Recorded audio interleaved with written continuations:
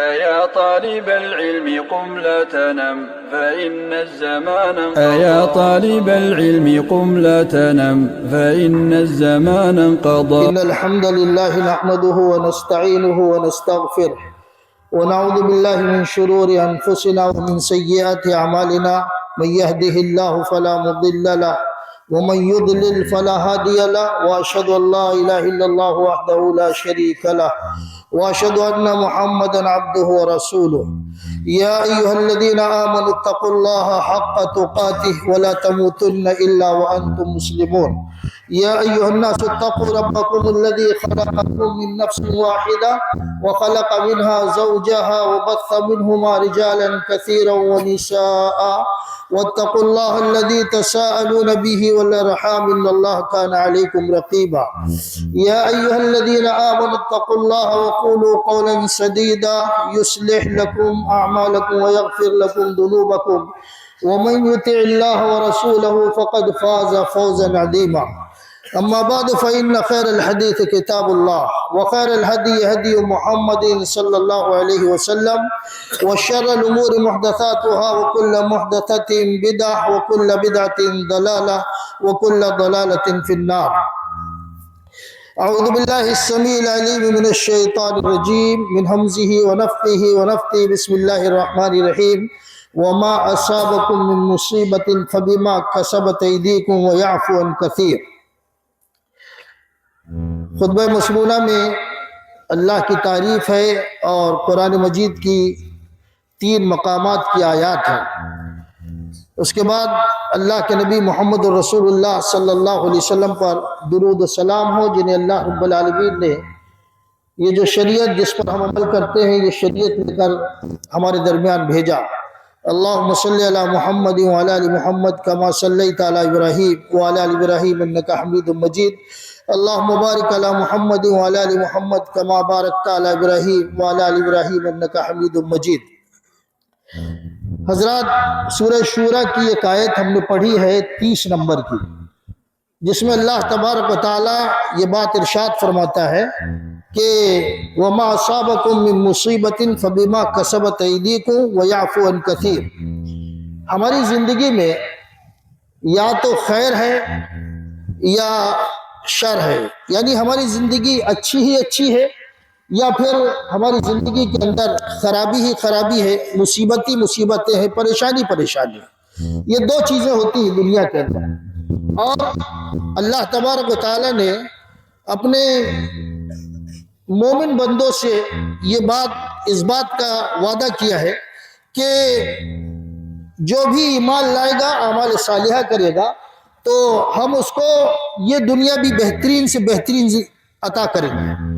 ایمان اور عمل صالح کی وجہ سے بنیاد پر اللہ تبارک و تعالی یہ دنیا ہم کو اچھی سے اچھی دے گا، بہتر سے بہتر دے گا. لیکن اس کے مقابلے میں جن حالات سے ہم دوچار ہیں، اس پر ہم کو غور کرنا ہے کہ یہ جو حالات ہیں ہمارے اور ہماری جو پریشانی ہے، جن حالات سے ہم دوچار ہیں، ایسا ہمارے ساتھ کیوں ہے اور کیوں اس طرح کی زندگی ہماری صرف ہمارے شہر کی نہیں، ملک کی نہیں، عالمی پیمانے پر جو ہمارے حالات ہیں، ان حالات کو جب ہم سامنے رکھتے ہیں تو ایک بے چینی سی ہوتی ہے اور ہر انسان سوچنے پر مجبور ہوتا ہے کہ ایسا کیوں ہے. وہ چیز یا وہ نقطہ آپ کو سمجھانا چاہتا ہوں مختصر الفاظ کے ساتھ. اللہ رب العالمین نے ہم سے پہلے جنوں کو بنایا تھا، پیدا فرمایا تھا. ہم سے پہلے اس دنیا کے اندر جن جیسی مخلوق تھی، اس میں ایک سردار تھا، بڑا عابد اور بڑا زاہد تھا، جس کو ابلیس کہتے ہیں. بہت عابد اور بہت زاہد، اور اس کے بارے میں مختلف قسم کی روایتیں، مختلف باتیں مشہور ہیں. لیکن اللہ تبارک و تعالی نے اس ابلیس کو جنت کا خازن بنایا تھا اور اتنا عبادت گزار تھا کہ اس کا شمار فرشتوں میں ہونے لگا تھا، اور اس کو یہ اللہ رب العالمین کا بہت قریبی اور بڑا زاہد اور عابد تھا، بہت قریبی اور زاہد اور عابد. لیکن اللہ تبارک و تعالی نے جب حضرت آدم علیہ السلام کو بنایا اور آدم علیہ السلام کو سجدہ کرنے کے لیے جب ابلیس کو حکم دیا فرشتوں کے ساتھ، تو فرشتوں نے تو سجدہ کر لیا، ابلیس نے انکار کر دیا. ابلیس نے انکار کر دیا. میں آپ کو یہ بتانا چاہتا ہوں کہ جس کی زندگی اطاعت و فرمانبرداری میں گزری، جو اللہ رب العالمین کا انتہائی مقرب، اور جس کے بارے میں لوگ عجیب عجیب بات کہتے ہیں کہ آسمان دنیا اور زمین کے اندر اس نے اتنے سجدے کیے کہ کوئی جگہ باقی نہیں رہی۔ میں یہ اس لیے بتا رہا ہوں کہ بہت ہی عابد اور زاہد، جنت کا وہ خازن تھا، لیکن جب اللہ رب العالمین کے سامنے اس نے اللہ کے ایک حکم کا انکار کر دیا کہ میں آدم کو سجدہ نہیں کروں گا، بات بڑی لمبی ہے، مختصر آپ کو سمجھاتا ہوں، تو اللہ رب العالمین نے اپنی نافرمانی کی وجہ سے، اللہ نے اپنی نافرمانی کرنے کی وجہ سے ابلیس کو یہ کہا کہ تو انکا رجیم، تو مردود ہے، تو مردود ہے، تو پھٹکارا ہوا ہے، تو دھتکارا ہوا ہے۔ اور پھر اللہ رب العالمین نے کہا کہ جس جنت کے اندر تجھے میں نے خازن بنایا تھا، اس جنت سے تو باہر نکل جا۔ اور یہیں پر بس نہیں ہوا، بلکہ اللہ تبارک و تعالی نے یہ ارشاد فرمایا کہ وَإِنَّ عَلَيْكَ لَعْنَتِي إِلَى يَوْمِ الدِّينِ، قیامت تک تیرے اوپر لعنت برستی رہے گی، قیامت تک تیرے اوپر لعنت برستی رہے گی۔ گناہ اسی چیز ہے کہ جب آدمی اس کو کرتا ہے اور اس پر مصر رہتا ہے تو اللہ تبارک و تعالی کی لعنت ایسے لوگوں پر برستی رہتی ہے، جیسے کہ اللہ رب العالمین نے شیطان سے خطاب کر کے کہا کہ تو نے میری نافرمانی کی ہے، اس جنت سے تو نکل جا۔ اور پھر اللہ تبارک و تعالی نے قیامت تک کے لیے اس کے بارے میں یہ بات ارشاد فرمائی کہ تیرے اوپر قیامت تک لعنت برستی رہے گی۔ اسی کے مقابلے میں اسی کے ساتھ ایک اور چیز جو سمجھنے والی ہے، آدم علیہ السلام کو اللہ رب العالمین نے بنایا، تو جب بنایا اللہ رب العالمین نے اور فرشتوں اور ابلیس کو سجدہ کرنے کے لیے کہا، تو آدم علیہ السلام کے اعزاز کو، ان کی بزرگی کو اور ان کی شان علو کو اللہ رب العالمین نے بیان کرتے ہوئے جب ابلیس سے خطاب کیا کہ ابلیس، یہ جو شخصیت ہے اس کو بیدی خلقت بیدی، میں نے اس کو اپنے ہاتھوں سے بنایا۔ آدم علیہ السلام کو جو مرتبہ اللہ نے دیا، وہ مرتبہ اللہ تعالیٰ بیان فرماتا ہے کہ ابلیس، میں نے آدم کو اپنے ہاتھوں سے بنایا۔ یہ وہ ذات ہے، وہ جو شخصیت ہے جس کو میں نے اپنے ہاتھوں سے بنایا ہے اور پھر اس کے اندر روح پھونکی ہے، ایسی شخصیت کو تو نے سجدہ کرنے سے انکار کر دیا۔ اللہ مرتبہ بتاتا ہے ابلیس کو حضرت آدم علیہ السلام۔ لیکن یہی آدم علیہ السلام جب اللہ کے حکم کی حکم عدولی کرتے ہیں اور جنت کا وہ پھل کھا لیتے ہیں جس سے اللہ نے منع فرمایا تھا، تو اللہ رب العالمین نے وہ جنت جس میں ان کو اور ان کی بیوی کو رہنے کا حکم دیا تھا، اور وہ جنت تو اللہ تبارک و تعالی نے کہا تھا کہ وَكُلَا مِنْهَا حَيْثُ رَغَدًا حَيْثُ شِئْتُمَا، جو نعمت چاہتے ہو کھاؤ پیو، بڑے آرام سے جنت کے اندر رہو۔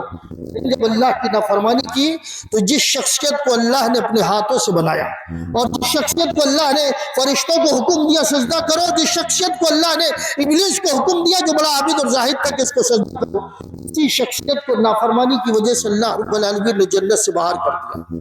یہ نقطہ پوری زندگی اپنے دماغ میں رکھے، یہ بات ہمیشہ اپنے دماغ میں رکھے کہ اللہ نے ہم کو پیدا کیا، ہم کو شریعت دی اللہ رب العالمین نے، لیکن جب تک ہم اللہ کے فرما بردار ہیں تو ٹھیک ہے، لیکن ہم جہاں کہیں بھی جس انداز میں بھی اللہ کی نافرمانی کریں گے تو جیسے مختلف قوموں پر عذاب آئے ہیں، مختلف شخصیتوں پر عذاب آئے ہیں اور مختلف شخصیتوں کی گرفت ہوئی ہے، ویسے ہی ہماری گرفت ہوگی، ویسے ہی ہماری گرفت ہوگی۔ وہی چیز اللہ رب العالمین نے فرمایا کہ وَمَا أَصَابَكُم مِّن مُّصِيبَةٍ فَبِمَا كَسَبَتْ أَيْدِيكُم وَيَعْفُو عَن كَثِيرٍ، تم جو گناہ کرتے ہو ان گناہوں کی وجہ سے تمہیں مصیبتیں پہنچتی، جو بھی مصیبت تمہارے مال میں، تمہاری اولاد میں، تمہارے نفوس میں، تمہارے علاقے میں، تمہارے ملک میں، عالمی پیمانے پر جو مصیبت پہنچتی ہو تمہارے کرتوت کا نتیجہ ہوتا ہے۔ اور اللہ کا دستور یہ بھی ہے کہ بہت ساری چیزوں کا اللہ رب العالمین درگزر کر دیتا، معاف کر دیتا اللہ تبارک و تعالی۔ بہت کم چیزوں میں اللہ رب العالمین معاوضہ کرتا ہے، بہت کم چیزوں میں اللہ رب العالمین پکڑ کرتا ہے، ورنہ اگر اللہ فرماتا ہے کہ اگر ہم پکڑ کرنے لگے تو اس سرزمین کے اندر کوئی بھی جینے والی مخلوق باقی نہیں رہے گی، کوئی بھی مخلوق۔ اس قدر گناہ ہے اس دنیا کے اندر لیکن اللہ نظر انداز کرتا ہے، اگر اللہ معاوضہ کرنے لگے تو کوئی بھی مخلوق اس کائنات کے اندر نہیں رہے گی۔ اللہ کے نبی محمد رسول اللہ صلی اللہ علیہ وسلم ارشاد فرماتے ہیں کہ اِيَّاكُمْ وَمُحَقِّرَاتِ الذُّنُوبِ فَإِنَّهُنَّ يَجْتَمِعْنَ عَلَى الرَّجُلِ حَتَّى يُهْلِكْنَ۔ اللہ کے نبی فرماتے ہیں کہ ہم لوگ جو اپنی زندگی کے اندر چھوٹے چھوٹے گناہوں کو بہت معمولی سمجھتے ہیں، بڑے گناہ تو خطرناک ہے، لیکن چھوٹے چھوٹے گناہ جو ہم معمولی سمجھتے ہیں اور دن رات جس میں مبتلا رہتے ہیں، تو اللہ کے نبی صلی اللہ علیہ وسلم فرماتے ہیں کہ یہ گناہ جمع ہوتے ہوتے آدمی پر اتنے ہو جاتے ہیں کہ انہی گناہوں کی وجہ سے آدمی ہلاک ہو جاتا ہے۔ یہ گناہ انسان کو ہلاک کر دیتے، چھوٹے چھوٹے گناہ، بڑے تو الگ بات ہے۔ لگاتار جب ہم دن و رات چھوٹے چھوٹے گناہ کرتے ہیں تو یہ گناہ بھی ہماری ہلاکت کا باعث بنتے ہیں، یہ گناہ بھی ہماری گھریلو زندگی کے سکون کو، ہمارے ملک کے سکون کو، ہماری قوم کے سکون کو برباد کرنے والے گناہ بن جاتے ہیں۔ اور اسی کے ساتھ اللہ کے نبی محمد رسول اللہ صلی اللہ علیہ وسلم نے ارشاد فرمایا کہ جو ہم گناہ کرتے ہیں، ان الرجل لیحرم الرزق، ہم جو گناہ کرتے ہیں ہمارے گناہوں کی وجہ سے اللہ تبارک و تعالی ہمیں دینے والے رزق کو روک لیتا ہے، محروم کر دیتا ہے۔ پریشان ہونا اسی کے لیے، یہ سب چیزیں ہیں، رزق کے پریشان ہو، بیماری آزاری سے پریشان ہو، فتنہ سے پریشان ہو، ایک دوسرے سے پریشان ہو، یہ ساری چیزیں ہمارے گناہوں کا نتیجہ ہے۔ یہاں تک کہ ہم جو گناہ کرتے ہیں وہ رزق جو ہمارے دروازے پر آنے والا ہوتا ہے اللہ رب العالمین اس کو روک لیتا ہے۔ یہ گناہ ہماری زندگی کے اندر ہماری تباہی کا، ہماری بربادی کا سبب بنتے ہیں۔ اور ایک اور حدیث بتا کر کچھ مفہوم آپ کو سمجھا کر اپنی بات کو ختم کرتا ہوں۔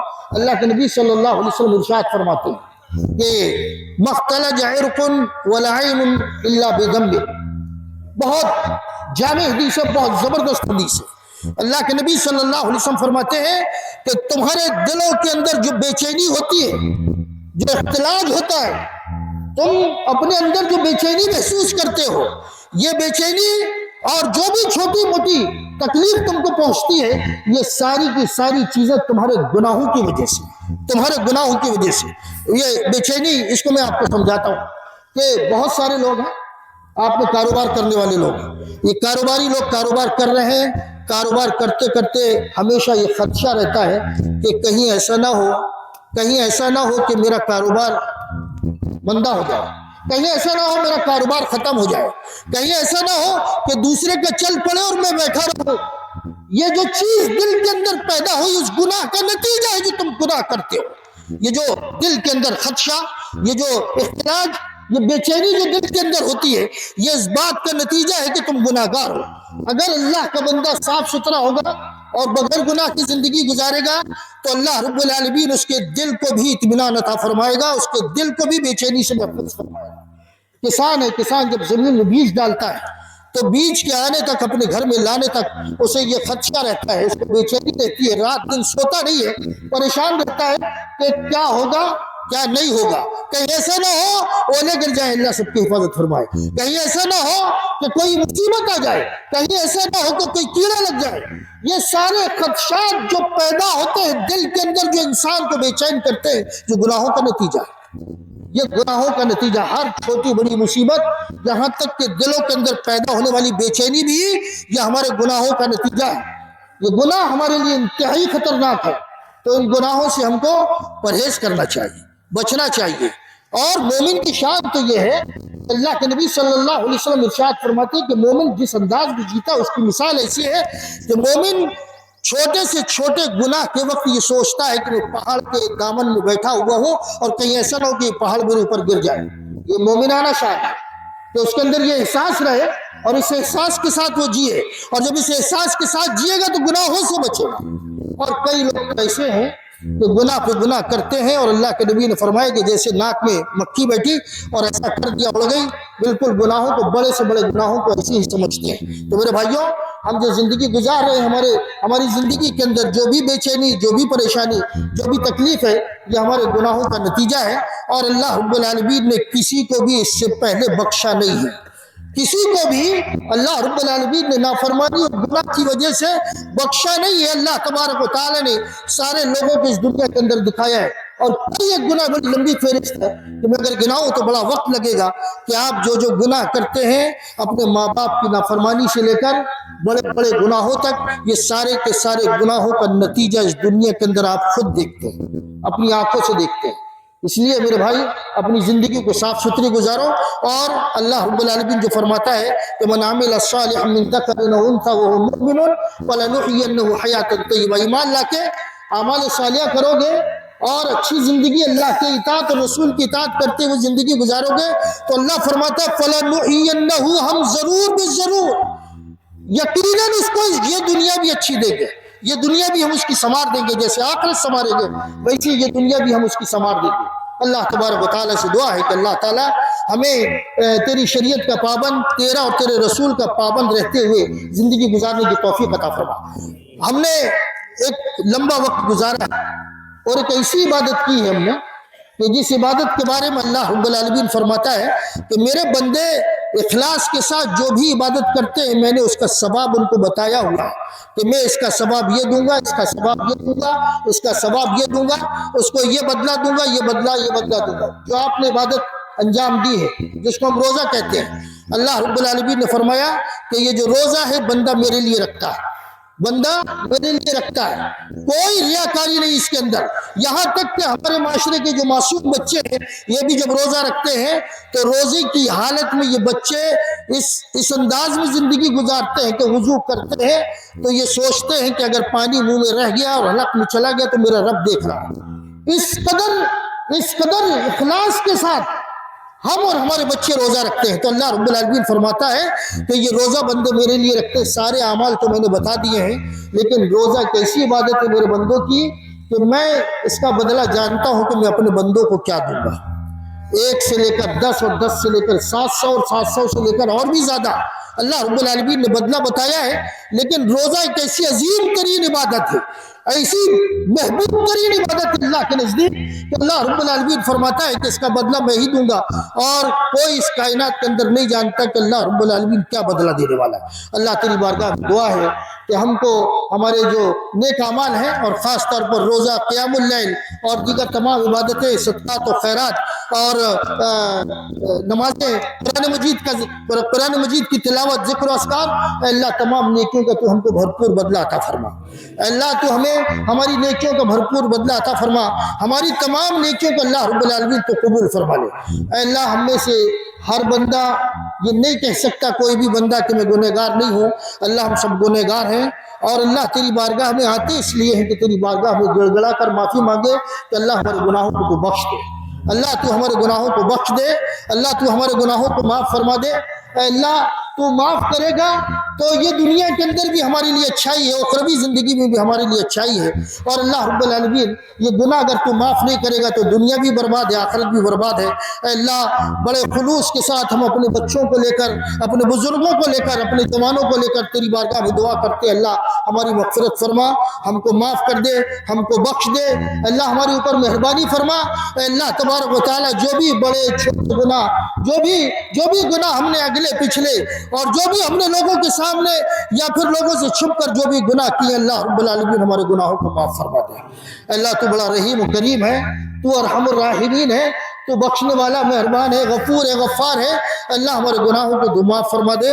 اللہ ہمارے گناہوں سے کا مواخذہ مت کر، اللہ ہماری گرفت مت کر، بلکہ ہمارے گناہوں کو معاف فرما دے۔ اللہ ہمیں بخش دے، ہمیں معاف فرما دے۔ اے اللہ جو ہم سے پہلے مر چکے ہیں ان کی مغفرت فرما۔ اے اللہ جو بھی ایمان والے ہم سے پہلے مر چکے ہیں اللہ ان کی مغفرت فرما، ان کی قبروں کو نور سے بھر دے۔ جو بیمار ہے اللہ ان کو شفاء کاملہ اور عاجلہ عطا فرما۔ اے اللہ جو بیمار ہے ان کو شفاء کاملہ اور عاجلہ عطا فرما، جو پریشان ہیں ان کی پریشانی کو دور فرما دے۔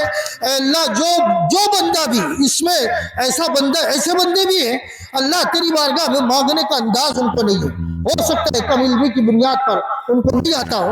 اللہ بہت سارے لوگ ہیں اپنے سینوں میں بہت سارے ارمان لیے ہوئے ہیں، اللہ بہت ساری دعائیں ہیں وہ مانگنا چاہتے ہیں، ان کے پاس الفاظ نہیں یا طریقہ نہیں۔ اللہ ہر ایک کی دل کی جائز تمنا کو تو پوری فرما دے۔ اللہ ہر ایک کی دل کی جائز تمنا کو، جائز دعا کو تو قبول فرما لے۔ اللہ بہت سارے بندے ہیں جو بندے قید و بند کی زندگی گزار رہے ہیں۔ کئی ایک انداز میں ایک بڑی لمبی بات ہے، لمبا موضوع ہے، لیکن مسلمانوں میں بہت سارے لوگ ہیں اللہ تعالیٰ جو قید و بند کی زندگی گزار رہے ہیں۔ پروردگار تیری بارگاہ میں دعا ہے کہ اللہ تعالیٰ ان کے بچے، ان کی بیویاں، ان کے رشتہ دار ان کے منتظر ہیں، کئی عیدیں ان لوگوں نے بغیر ان کے گزار دی ہیں، کئی بقرعید انہوں نے بغیر رشتہ داروں کو گزار دی ہے۔ اللہ وہ منتظر ہے بڑی شدت سے، ان کے بچے بھی ہیں، ان کی عورتیں بھی، ان کے گھر کے افراد بھی۔ اے اللہ ان کو رہائی عطا فرما، اے اللہ ان کو رہائی عطا فرما، اے اللہ ان کو رہائی عطا فرما۔ اے اللہ رب العالمین وہ جو جرم زبردستی ان کے اوپر لادے گئے ہیں، اے اللہ ان کو بری کر دے، تو اپنی طرف سے خاص انتظام کر ان کو بری کر دے۔ اے اللہ تعالیٰ ان کو چھٹکارا عطا فرما۔ ساری دنیا کے اندر مختلف انداز میں لوگ مختلف قید و بند کی زندگی گزار رہے ہیں، سب کو رہائی عطا فرما۔ یہاں تک کہ مسلمان اس طرح کی قید و بند کی زندگی گزار رہے ہیں بعض ممالک کے اندر، بعض جگہ کے اندر، کہ رات اور دن ان کو ایسی تکلیف دی جاتی ہے جو برداشت کے باہر ہے۔ اے اللہ ان کو رہائی عطا فرما، اے اللہ ان کو رہائی عطا فرما، ان کو چھٹکارا عطا فرما۔ اے اللہ ہماری دعاؤں کو قبول فرما لے۔ بہت سارے لوگ ہیں جو بچوں کے لیے دعا مانگتے ہیں، بہت سارے ہیں اپنے ماں باپ کے لیے دعا مانگتے ہیں، بہت سارے اپنے رشتہ داروں کے لیے، کچھ لوگ اپنے کاروبار کے لیے، کچھ لوگ اپنے بیوپار کے لیے۔ اے اللہ سارے لوگوں کی دعاؤں کو تو قبول فرما لے، اے اللہ سارے لوگوں کی دعاؤں کو تو قبول فرما لے۔ تیری بارگاہ میں آئے ہم لوگ اس لیے کہ تیرے انعام کو حاصل کر سکیں، تیری بارگاہ میں دعا کر کے، تیری بارگاہ میں دعا پیش کر کے اس کو قبول کرا سکیں۔ اللہ ہماری دعاؤں کو تو قبول فرما لے۔ اللہ ہم بہت گنہگار ہیں، اور اس بات کا ہم تیری بارگاہ میں اعتراف کرتے ہیں کہ ہم گناہگار ہیں، لیکن اللہ تیری رحمت سے، تیری مغفرت سے مایوس نہیں ہے۔ اللہ تعالیٰ تو ہماری مغفرت فرما، ہمارے اوپر اپنی رحمت خاص کا نزول فرما، ہمارے جتنے بھی گناہ اللہ تعالیٰ ان کو درگزر فرما دے۔ اے اللہ کچھ باتیں ایسی بھی ہوتی ہیں جو ہم تجھ سے مانگ نہیں سکتے، یا اللہ تعالیٰ وہ تمام چیزیں جو تیری بارگاہ میں رکھنی چاہیے وہ نہیں رکھ سکتے۔ اللہ جو تو بہتر سمجھتا ہے وہ ساری چیزیں تو ہم کو عطا فرما، اور جو ہمارے حق میں بری ہے اللہ تعالیٰ ان تمام چیزوں کو تو ہم سے دور فرما دے۔ اے اللہ ہم کو اس دنیا کے اندر غلبہ عطا فرما، ہماری مدد فرما نصرت خاص کے ذریعے سے۔